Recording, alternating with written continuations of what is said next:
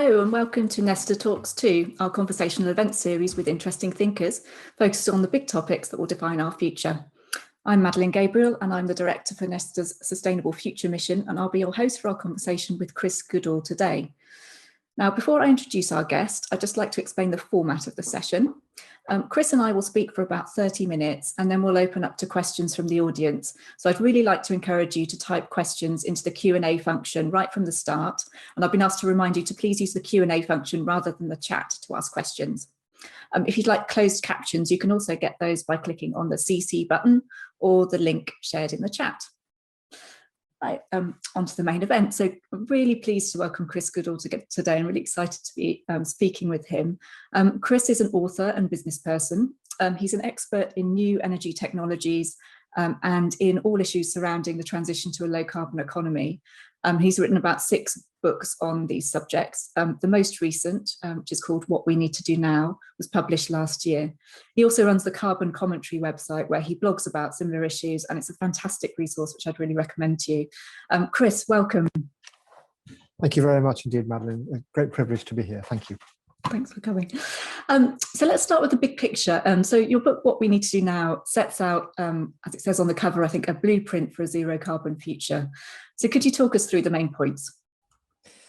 I can. I mean, what I try to suggest in this short book is that most aspects of our world are going to have to change if we actually succeed in getting to a net zero position by somewhere close to the middle of the century.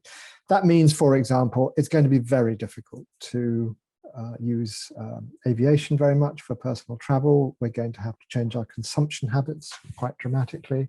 We're probably going to have to change our diet very significantly. And in the book, I try to go through 10 or so different changes that we're likely to have to do in order to achieve our climate change objectives. Now, each one of these is arguable, contentious, not necessarily the right answer. But what I was really trying to do in a general way was to just get the point across that decarbonisation is very much more than just getting to net zero in energy supply. We have to change consumption habits very dramatically, the way we live our lives as well, in all probability. Now, there are those people who say that we can use technology to continue to live our lives pretty much as we've been doing. I doubt that to be the case. Of course, the first chapter of the book is about decarbonisation of energy supply. And here I say, look, we can, in the UK, go very much to 100% renewables. There's no need for any source of non-renewable power supply, provided we use hydrogen as the storage mechanism for energy that's in surplus or in deficit. And so that's the important beginning. But really the main purpose of the book was to try and identify the 10 or so sectors where we really do need to change our habits. That makes sense. And I mean, the book, like you say, it's a short book. It's very clear. It's really, really easy for a non-expert to read, and quite practical, I think. So it has this kind of positive and quite, I'd say overall quite positive tone. But I mean, how optimistic are you overall about, how feasible it is to reach net zero by 2050? I'm a deeply pessimistic person by nature, Madeleine. Deeply pessimistic. I think we're nowhere near going down the right route yet. Now, the last few months and years have shown that there is a capacity to change. We really are now beginning to discuss making the significant variations to the way we run our economies, but we're absolutely not on the right track yet. So what I try to show is that it is possible, and that may give the impression that I personally am an optimist. No, I'm not. I'm a pessimist. Things haven't gone well for the last 30 years when we've known about this problem. But the fact is that there are routes to getting there. It's just some of it's just a little uncomfortable. Yeah, okay, so it's possible even if you're not optimistic. Yeah. The book was published, I think, early last year, and since then we have seen some I suppose, advances in government policy here. So we've had the Climate Change Committee publish its recommendations for the 6th carbon budget, and then a few bits of policy coming out of the UK government. So you've already said that we're not yet on the right track, but what sort of missing, and what's perhaps more encouraging in the stuff that you've seen coming out of the government so far? Right. What's encouraging, Madeleine, if I may say so, is that any time anybody gets an opportunity to study the problem and what needs to be done, that individual tends to come out of that process vastly more demanding of government action than he or she would have been before. And the Citizens' Assembly on climate change absolutely proved that you just take 150 or whatever it was, ordinary citizens, all different parts of the country, all different backgrounds, and say to them, what should we be doing? Give them enough background to make their projections, and they then tend to be quite radical. And that's the same elsewhere where climate assemblies have been used, France, for example. But the government itself, and indeed as advisors, really does tend to hold back from making radical, potentially unpopular recommendations. Mm-hmm. So I have been disappointed by the UK government over the last year. There's no sign yet that it is prepared to put difficult choices in front of the electorate. And although the Climate Change Committee does excellent work, its analysis is really fundamentally well grounded, it also tends to shy away from any form of radical suggestion. Partly, I'm afraid to say, because I think it's frightened of what the government might think. So I would be looking for the Climate Change Committee to say, look, we're nowhere near getting onto the right track yet. And actually, of course, it does that. But therefore, we need to contemplate things like significant changes in diet. Now, the language that the Climate Change Committee sort of allows for the possibility of that, but it doesn't say in bold letters, we need to do this.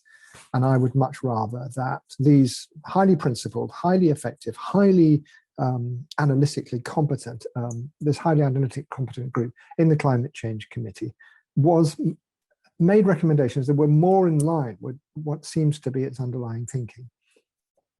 Could you give any more examples of that? I mean, you've mentioned changes, but and sort of use of aviation, changes in diet, but tell us a bit more specifically what that might involve. Well, for example, we might have to decide to change our consumption habits with regard to the clothes that we wear, what sort of materials we use, how many clothes we have, how long we use them, and the disposal and reuse process.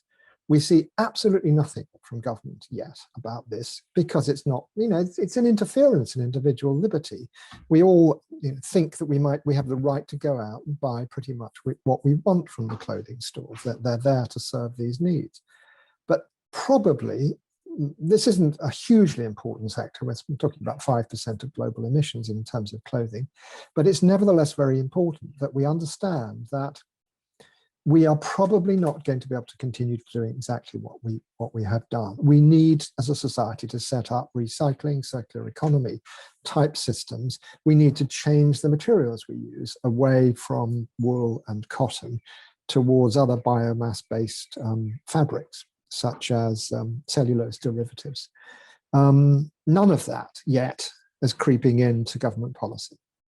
And just one example, we could go into dairy and aviation and so on and so forth as well. I think you sort of suggested that's in some ways an ideological perspective because of not wanting to interfere with individual liberties, but you've also said that actually when you do talk to the public sort of in depth about some of these issues, they're willing to make quite bold demands of government. Do you think the government's sort of overestimating how much pushback there might be, or underestimating how much people could get on board? It's difficult. I don't want to stray too much into party politics, but I think it does need to be said that it seems to me that there's a fear of pushback from the billionaire press, from think tanks on the right of the political spectrum, in the event that a recommendation was made to ask people, demand that people change consumption habits. So that compares badly with what's happening in other Western democracies, where there is a much more effective attempt to build a consensus around what needs to change. There has been movement, there's no question about it. When I wrote my first book 13 or 14 years ago, I said in it that it's very difficult to to see how you could live a low carbon lifestyle and continue to engage in leisure flying, for example. That was deeply unpopular, and I'd go out and give talks, and people's faces would fall when I said, well, this is one of the changes you're going to have to think about if you think that it's right that the country moves to a net zero position. Then today, were I to make the same point, I don't think there would be the same immediate reaction. Of course, we all need to travel. Of course, not everybody needs to travel. Of course, many of us want to travel. Many of us have to do for job and other purposes, seeing family, for example. But there needs to be a societal understanding that this probably has to be strictly curtailed if we're to get to our net zero objectives. I think, however, the evidence is that people are more willing to take actions which look as though they're a restraint on liberty and reduce what used to be called our standard of living. And just before we move on from that, what's the evidence that people are willing to do that? Well, the rise of no-fly movements, for example, is one illustration of that, particularly in Northern Europe, where although it's still very much at the fringes of society, we are seeing for the first time in decades, reductions in the amount. This is, of course, pre-pandemic and absenting the pandemic issue, reduction in demand, particularly for short-distance aviation, and its replacement by trains and other forms of public transport. So that's one thing.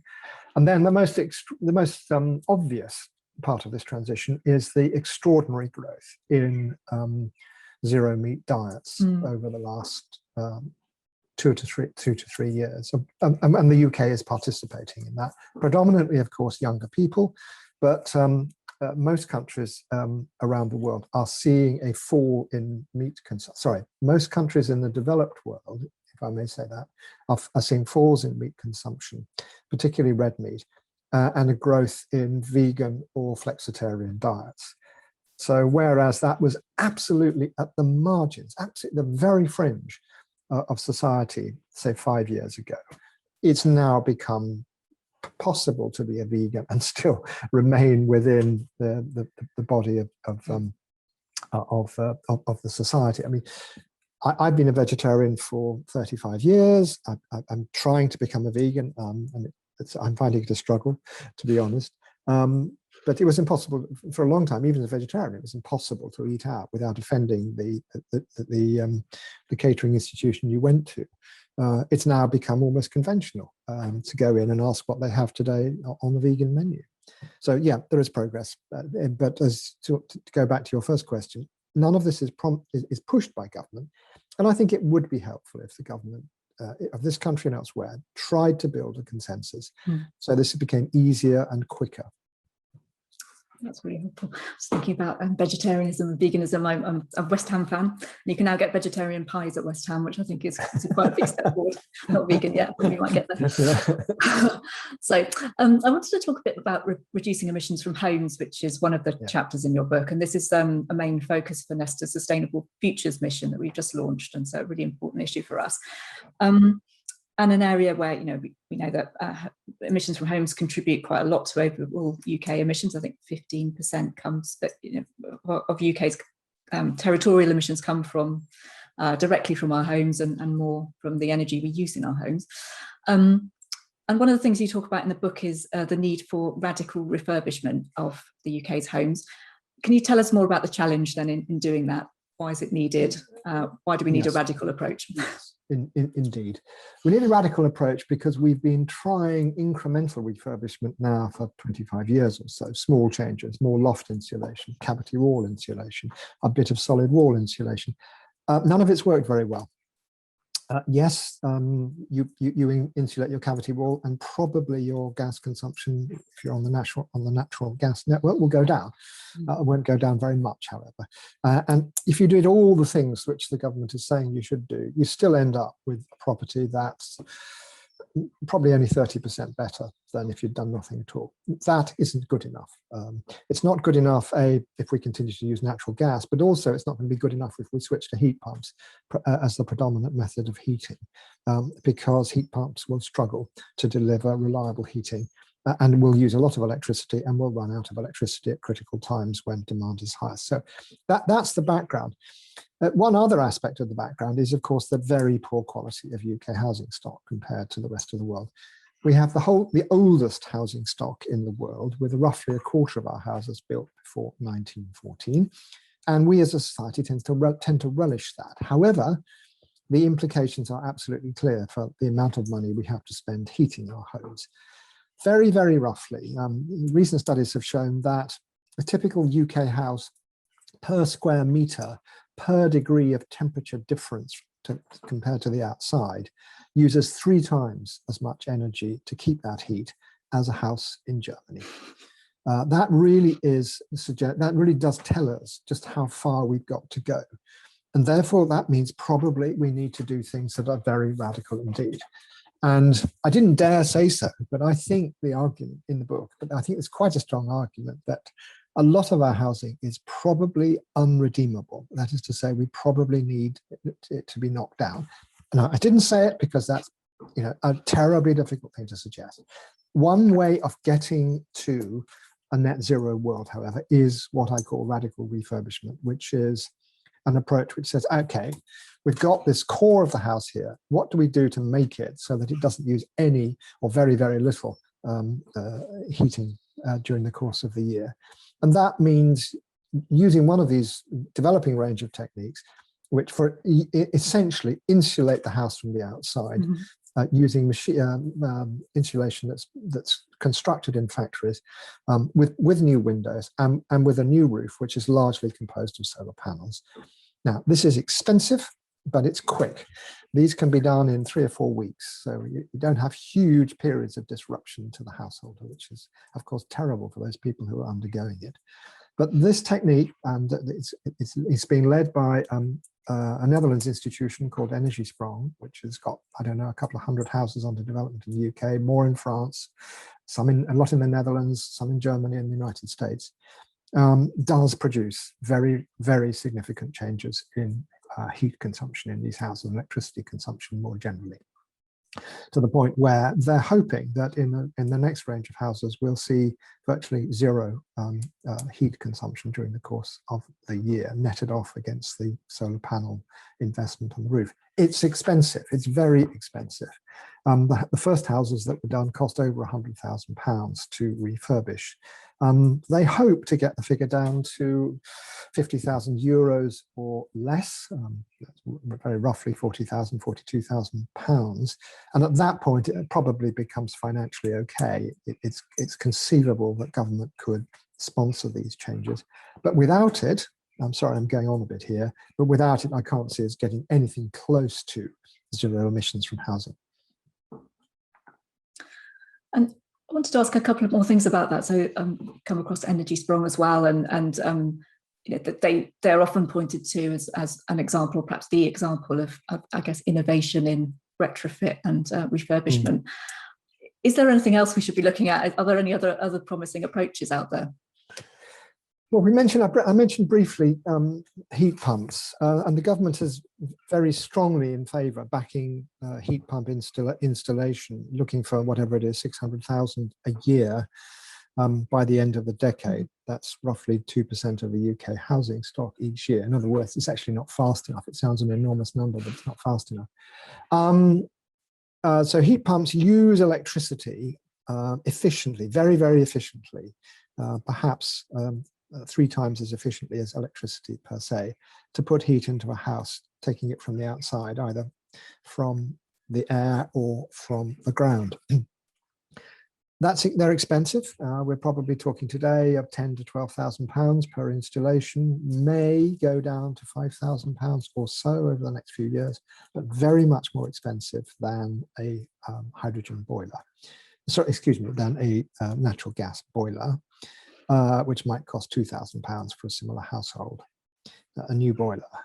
So although heat pumps offer the possibility of switching us from natural gas, which is which when we burn produces CO2, to electricity, which increasingly is CO2 free, it will cost a lot of money and the running costs will be much higher. One of the strange things about this country is that we have an electricity price which is roughly 5.5 times the price of gas. In other words, even if we use electricity much more efficiently than we use gas, and a heat pump ought to do that, we still end up with higher prices to the consumer. So not only is the installation cost higher, but the cost of running a heat pump will be higher. So I think, therefore, without a program of trying to ensure that these problems are rectified, the government is going to struggle to get anything like the rate of heat pump installation that it's projecting at the moment. I would say that one very, very productive initiative recently has been from Octopus Energy, the electricity and gas supplier, which is trying to begin the process of training people to install heat pumps and to do so cheaply compared to the current prices. I think this may work. One of the problems, a lot of people have unsuccessfully installed heat pumps in the UK. For some people, it's been an utter disaster, and that needs to be recognised. But Octopus Energy's initiative should make the whole thing more professional and make it possible for at least the possibility of improved energy consumption. The government does need to change the relative price of electricity. Almost all the costs of decarbonisation are foisted onto the electricity price. That needs to be switched. Electricity isn't the big problem anymore. We've got rid of most, but by no means all, of course, of the emissions from electricity generation. We need to switch the cost, the carbon cost, as it were, to gas in order to encourage the switch to electricity for heating. Yeah, on that, I mean, I've seen Octopus starting to talk about perhaps getting the price of a heat pump down to about £5,500, including installation. And as you say, they've just launched an initiative to train heat pump installers. I think one of the other things that they've been pushing is the use of time of use tariffs to allow people to use electricity when it's more plentiful and cheaper. I mean, do you see that playing a role? Look, time of use tariffs are coming. And once again, it's not mentioned by government or policymakers. But it's absolutely vital to the decarbonisation process. If we don't use time of use tariffs, if we don't encourage people, for example, to do their car charging, their electric vehicle charging at times of surplus supply in the evening typically, or sorry, at night typically, then we are going to struggle to meet the electricity demand coming out of the growth of electric cars, which will happen a lot faster, in my view, than the decarbonisation of heating. So, yeah, we're going to have to move to the point where electricity becomes more expensive from 4 to 7 in the evening and much less expensive between 1 o'clock in the morning and 5 o'clock in the morning. And Octopus, of course, is one of the companies that are beginning to push that. It's difficult. Right? One of the issues here, of course, is that if we do decarbonise heat production, we don't need heat all the year. Most of us don't need any heating at the moment in early June. But in the winter months, we can see huge peaks in the demand for heat. And in the past, we've seen total demand for energy for housing, for heating, being roughly 10 times the amount of electricity we need. So if we decide to move 100% to electricity-based home heating, through heat pumps or for other electricity appliances, we're going to have to deal with the fact that there will be peaks, massive peaks in demand for electricity.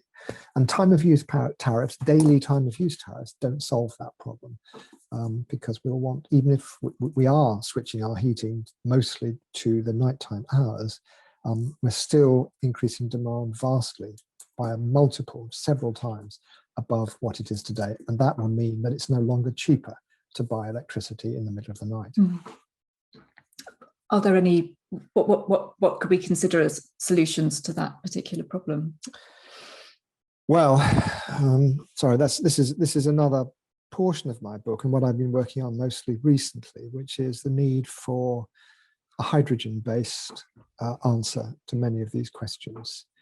green hydrogen, that is to say, hydrogen made from the electrolysis of water, separating water into hydrogen and oxygen, collecting the hydrogen and using it either for storage, either storing it and then using it when the electricity is in short supply, or putting hydrogen directly into natural gas pipelines, replacing natural gas, so that we can decarbonize home heating by using hydrogen, which when burned does not produce any greenhouse gases, rather than switching to an electrified system. So the argument here, and it's a complicated and contentious argument that people get very hot under the collar about it, is in my view, it's probably cheaper to move to a hydrogen-dominated heating system than an electricity-dominated one. And also much easier to deal with in the United Kingdom, which has the big advantage of increasingly cheap, vast quantities of potential quantities anyway, of offshore wind, but not reliable. So we need to use the offshore wind that we have on the windy days and store it in the form of hydrogen for use when electricity isn't available to us, when it can supplement other sources of electricity supply. Yeah, thanks for bringing that up. I mean, you're right that the question of hydrogen and what the role it can play, it can be quite contentious, and particularly there's a sort of heat pumps versus hydrogen debate that can get fairly sort of heated. What do you think? Madeleine, can I just interrupt? Yeah. I just don't see the reason why people get quite so cross about this. We're all trying to argue, we're all trying to push for something which decarbonizes home heating, which is, as you said, it's a very important part of the UK, and in some ways, the most difficult part of the UK's decarbonisation challenge. Why the people on either side spend all their time with personal attacks on people who don't agree with their views is an absolute mystery to me, and it reflects very badly on some of the people involved in this. Do you think it's holding back progress? Yes. Yeah, I mean, there's no reason why we can't look and say, okay, we can decarbonize some of our housing by radical refurbishment. For some, we're going to have to rely upon heat pumps. And for the remainder, in order to make sure that our electricity demand doesn't peak too highly, we're going to have to use hydrogen. The other point I would make is if you've got an old house, which is badly insulated, you are not going to be able to use conventional heat pumps to give yourself a reliable temperature in your house. That's absolutely the case. Heat pumps work absolutely fine for well-insulated houses, newly built. They do not work, experience shows, in older, badly insulated houses. And there are reasons for that, and probably we don't have time to go into it.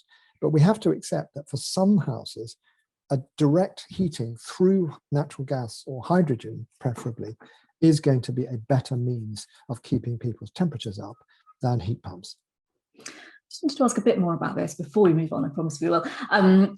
On this point about whether heat pumps can be appropriate for a lot of homes or most homes, or what proportion they can be appropriate for, I know that I know I've spoken to other people recently who would probably argue the opposite from you, in that actually they have installed heat pumps in quite old homes and been able to give a good quality of heat experience to people who live there.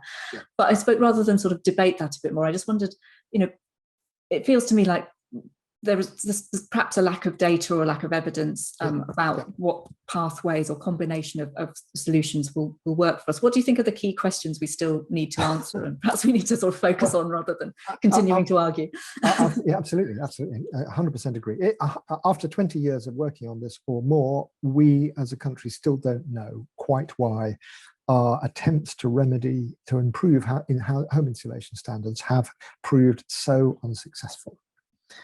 Yes, we can marginally impact energy consumption by small improvements. We've no idea why the actual improvements that have occurred are not what is modelled.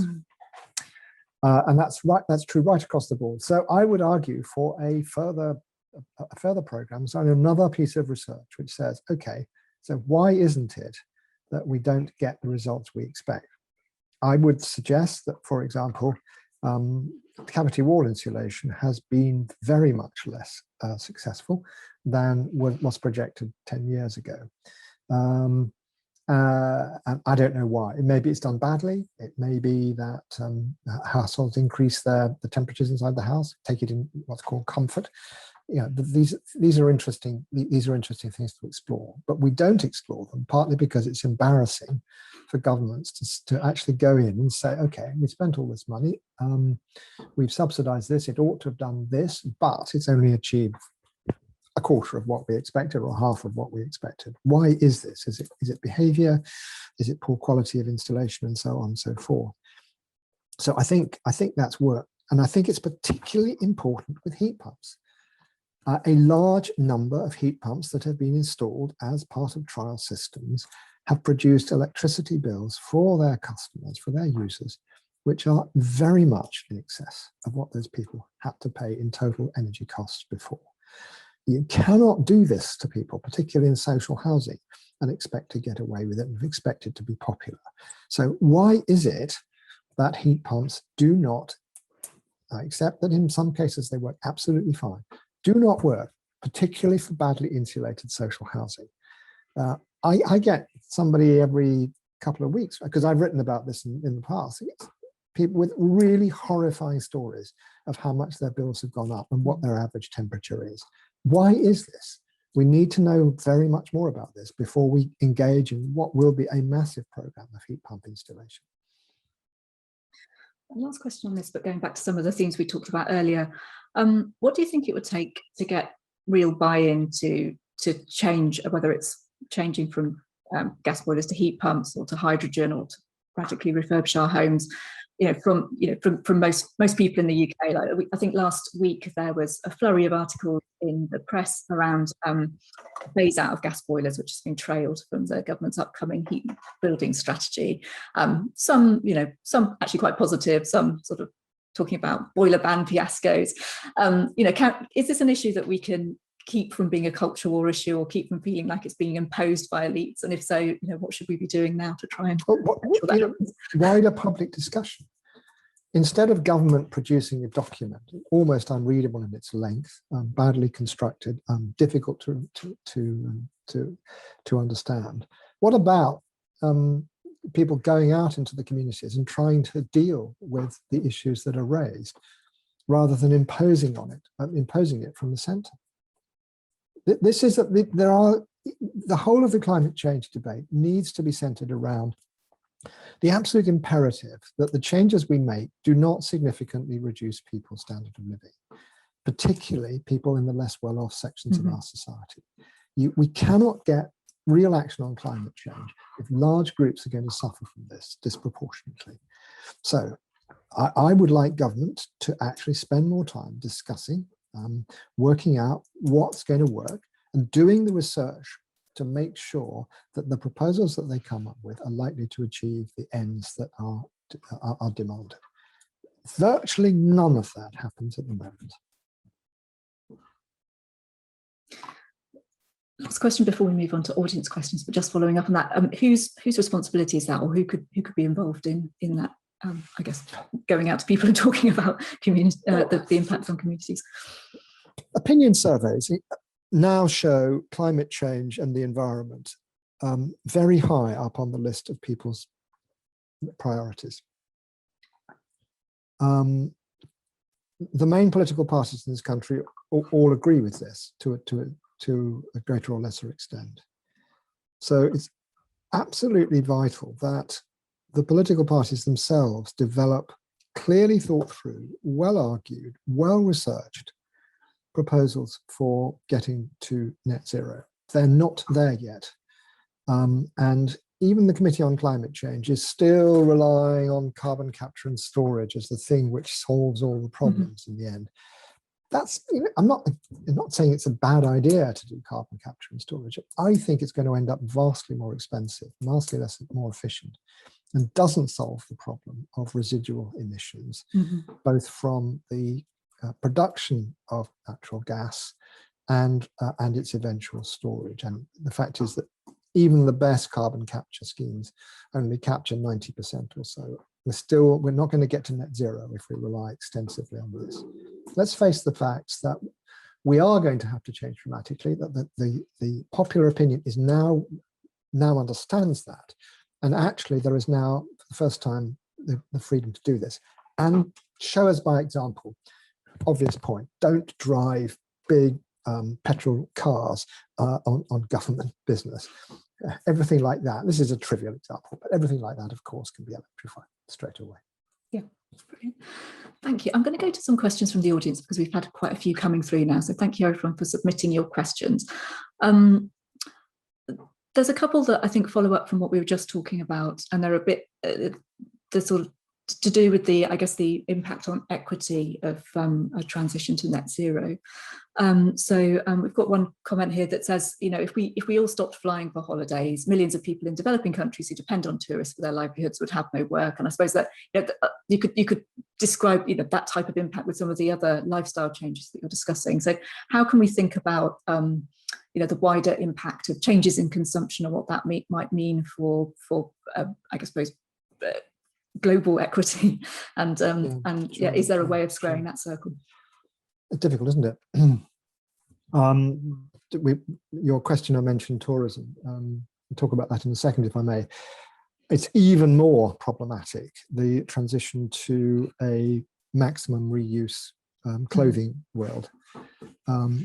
Very large fractions of the population, the working population in some Southeast Asian countries, Cambodia, Vietnam, etc., work in the garment, Bangladesh, work in the garment manufacturing business. If we move to reusing our clothing, refashioning it, rebuilding it industrially, a lot of those jobs are going to disappear. So we have a major, major problem here. And I don't necessarily think there's an obvious answer. There are moves amongst the major clothing retailers to take clothing back, to then ship it back into the country of manufacture, where it is reprocessed industry, put into a big vat and churned around and turned back into fibers, which are then remade into fabric, which will keep a large proportion, but by no means all, of the jobs that those countries are so reliant on. When it comes to tourism, we can switch partly to the use of non-polluting travel, such as train journeys. We can go over the whole of Europe without pretty much, it's less convenient. We can't go to the Canary Islands, we can't go to other parts of the world. But it's difficult at the moment. We can decarbonize aviation. We can use fuel which has zero carbon content, and there is something in my book about that. It's more expensive, but it won't add a huge amount to the cost of flying. But we still have the problem with aviation that the emission of water vapor high up in the atmosphere at 36,000 feet or wherever these airplanes fly produces its own separate global warming effect. That's only short term, but nevertheless it's significant in terms of, it's at least as important, probably at least as important as the emissions of CO2. So that's really the argument for aviation. It's not that we can't decarbonize it, it's just that putting water vapor up high up into the atmosphere is in itself difficult. So there's a partial solution in both of these two cases, but absolutely there are some international, some global equity issues involved, and we need to discuss that. Just sticking with the theme of consumption changes, sort of a challenge to put one of your points, I think, here. So you mentioned the need to shift diets away from meat consumption to plant-based diets and refer to the rise of vegetarianism and veganism. But Jane Robinson in the audience has said, in reality, meat consumption is rising. And she says meat consumption is set to increase by 78% by 2050. First of all, you know, do you agree with that? And also, how can you she says, how can we engender meaningful change in our food systems, both at an individual and dietary level, when governments worldwide are investing in industrialized farming systems? Meat consumption globally continues to rise. Meat consumption in advanced developed economies isn't going up. Right. Meat consumption in the UK is falling. Not falling very fast, but it's declining. And the same is true in most places. The UK is probably towards about average. There's nothing compared to meat consumption, for example, in Denmark. But we can move away either by changing our diet or by going to plant-based substitutes for meat, or meat that's made in factories. I myself don't think that's going to work. I'm sorry, that's a highly contentious point. So this is a Bill, if you believe in technology solving everything, so Bill Gates' view of the world, it's all about trying to create artificial burgers. My view is probably that isn't what people want. This is a guess. I'm just interpreting it from the small number of people I talk to. What people want is better vegan food made in non-industrial ways. Okay, so that's a partial answer to the question. I don't think in developed countries meat consumption is rising. It needs to fall dramatically. The rise is likely to come from countries that are newly industrializing, higher levels of income, produce higher levels of consumption of expensive food such as meat. I suspect the forecasts are wrong, because I think we won't see the rise in meat consumption that those numbers suggest, simply because other countries realize that meat consumption, particularly ruminants, sheep and cows particularly, are incompatible with a net zero target. So other countries also, this is not an issue that's just being discussed in the UK, it's being discussed more elsewhere in the world, including in many developed countries, the need to restrain the growth of industrial meat-based agriculture. We've got a long way to go, but I don't think those forecasts are necessarily going to come true. Thanks. Okay, I've got a few questions going back to the theme about homes. So the first one is about radical refurbishment itself. What are the emissions costs of the materials involved in a radical refurbishment, and what's the trade-off there? The emissions costs for the energy sprung type refurbishments, it varies a lot by the type of house, of course, would typically be paid back in 1 to 2 years. These numbers are not hard, but what we're talking about essentially is a big thick layer of plastic going on the outside of houses generally, with new windows. I would say, however, sorry, just to intervene for a second, that this sounds as always industrial and unpleasant, but every single energy sprung house that I have seen looks vastly nicer to live in. It looks very much nicer from the outside than the housing that hasn't been got through the energy sprung process. So this is a way of also improving the places we live. So the answer directly to the question is, I think the payback is relatively quick and comparable to the kinds of payback you see on solar panels, for example. Yeah, and I'd agree with that with the energy sprung houses. I think they've even been marketing them as making your neighbours jealous or something like that, right? That's part of the thinking. There's a wonderful photograph of a row of houses in Nottingham, the first energy sprung houses in the UK, which were finished, I don't know, 3 years ago, where 2 of them weren't converted because they were in private ownership, not owned by the housing association. And my goodness, the energy sprung ones look more desirable than the ones in private ownership. And sticking with that theme, do you think a challenge prize or other kind of innovation competition could help advance innovation in retrofit? And what's holding back UK innovation in this space, if anything? If I may go back, Madeleine, to what I said earlier, and I'm sorry to be boring about this, we simply know so little, and actually producing a prize for people who do something well isn't the fundamental issue we face. It is working out why things don't turn out as effective as we think they should be on paper. That's the area where I think the money should be going. Working out what it is that it takes to install a heat pump properly, because many of them aren't installed properly, they've got the wrong settings on and so on and so forth. When they're put in by the installers. One of the things I should say about heat pumps is they are typically more difficult to operate. Not if it's done properly, but they confuse the owners, and the owners are not briefed generally properly about how they should be used. But so I don't think big once again, to be rude about Bill Gates type proposals, give people $1 million for coming up with a solution that works is the right way of doing it. It's the boring nitty-gritty stuff of working out why there's continued heat loss or airflow through a house. Yeah, I've certainly heard that about both the sort of the controls and I suppose the manual and the kind of instructions that come with the heat pump being quite difficult to understand and use, and then the behaviour change they require because it's different from heating the house. Yeah. So when we run our existing heating system and it's cold, we go up and turn the boiler off, and then when it gets hot, we turn it down again, turn the thermostat down or whatever. That's not the way to run a heat pump. But most of the people I've talked to have not been told that the heat pump needs to run constantly in periods. You can't turn it off when you go out. It needs to be there, keeping the temperature reasonable for the whole of the day, because it doesn't actually ramp up the heat as fast as a conventional central heating boiler will. Yeah. Okay. So it might not be big new technologies we need, but actually quite small innovations in just how we communicate or how we control these things. Yeah.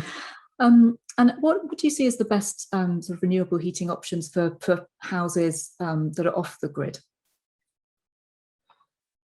Okay, so once again, we go into an area which a great deal of passion is spent on. I think the UK doesn't use its potential forests and biomass resources effectively. And I think for houses long way off the grid, some may well work with the gas grid. 20% of the UK is housing stock, roughly. Some may work with heat pumps, but these houses tend to be older than average, and they tend to be less well insulated than average. Partly as a consequence, partly because they were built for agricultural labourers 150 years ago or whatever. In these cases, I think biomass heating, wood pellet heating in particular, is probably the cheapest and most energy efficient way of getting to net zero. There are, of course, continuous arguments about whether biomass can ever be genuinely carbon neutral. I stand with those people who say, yes, under the right conditions, biomass is potentially carbon neutral. We also have the least forested country in large country in Western Europe. So whereas France, Germany, Spain, Italy are 30 to 35% forest, we are 13% forest, of which only 11% in England. And moving our sheep agriculture, which is a tremendous waste of tens of percent of UK land, to productive agriculture, silviculture, to grow trees for energy, is, in my opinion, absolutely vital part of the energy transition for the UK. Just to stick to some controversial themes, because I know you like these, I've got one question with that. I think this is one where perhaps your views have changed over time. I mean, what space do you see as there being for nuclear as an energy source? Is it needed? Can it ever be acceptable, even if just as the least worst option?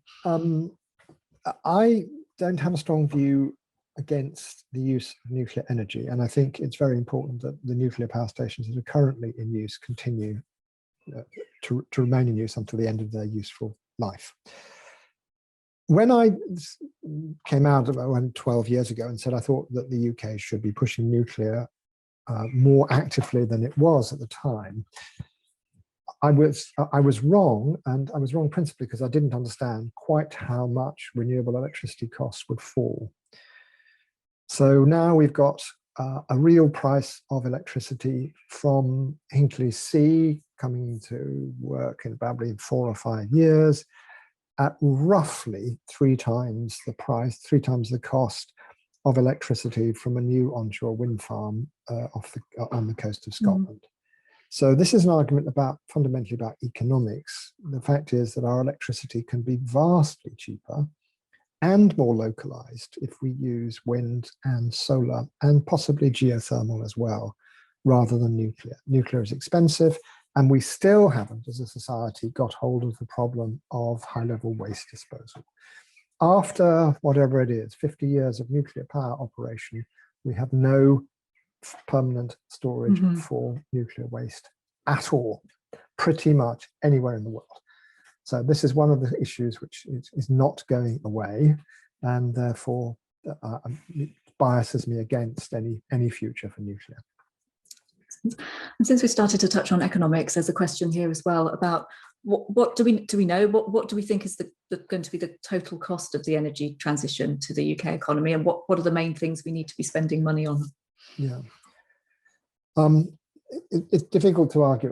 In the work I've just been doing on hydrogen, I've looked at the cost of building a system which is based entirely an energy system, which uses electricity for everything we can, and hydrogen for things we can't. And that's what almost everything can be decarbonized using renewables or hydrogen, including steel and cement, some portion of cement manufacture and so on.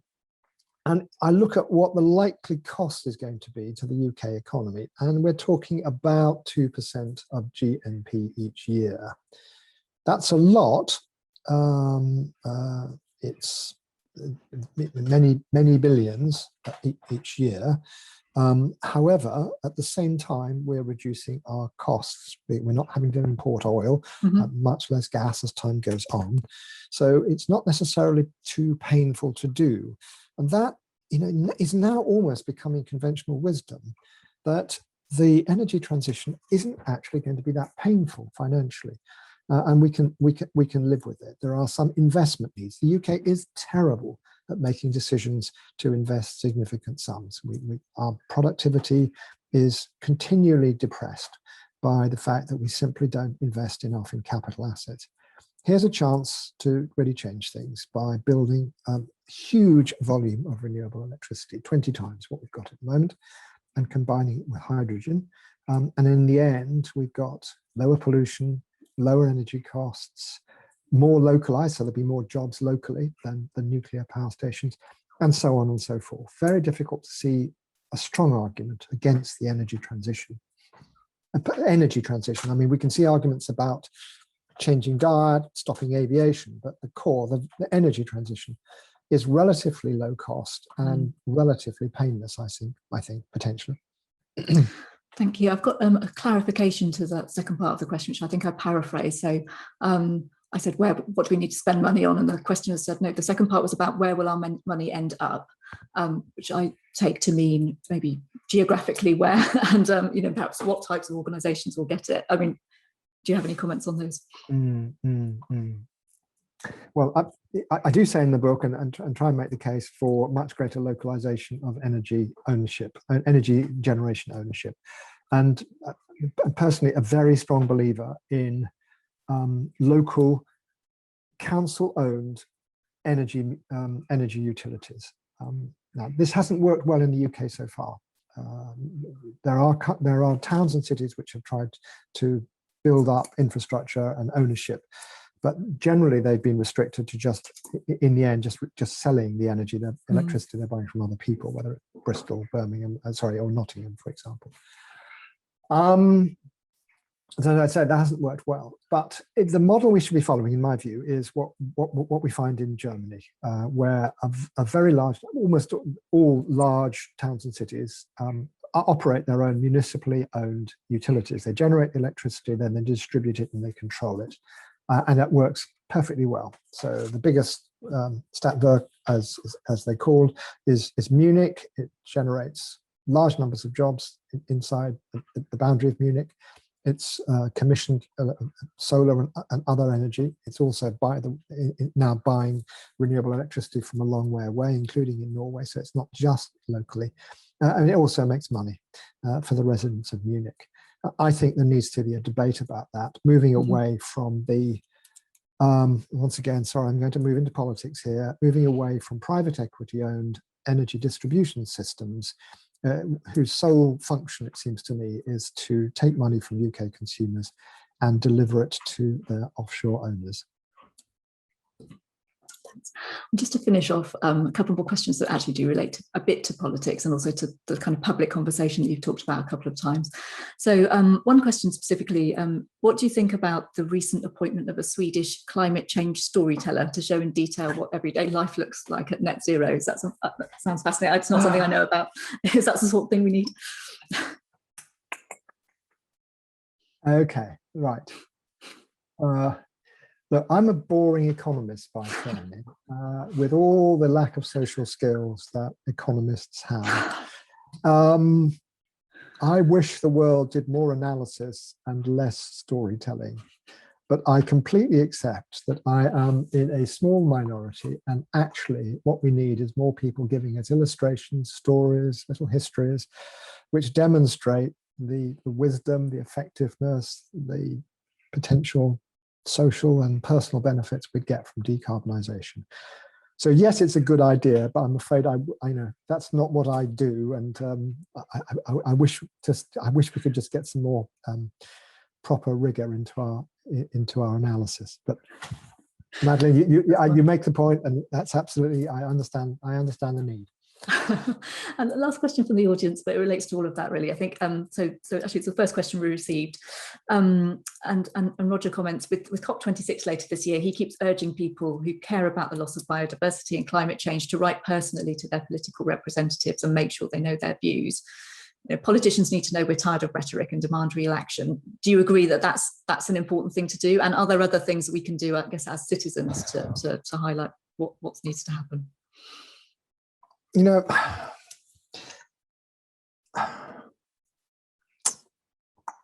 we need to do more as citizens. We have a weakly involved population, don't we? We none of us do quite enough, or most of us don't do enough.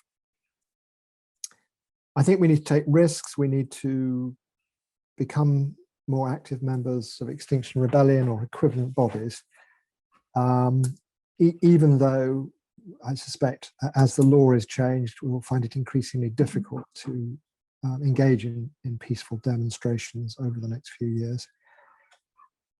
I think direct citizen action is the way to get change. And Extinction Rebellion, for example, has changed the political dialogue in this country.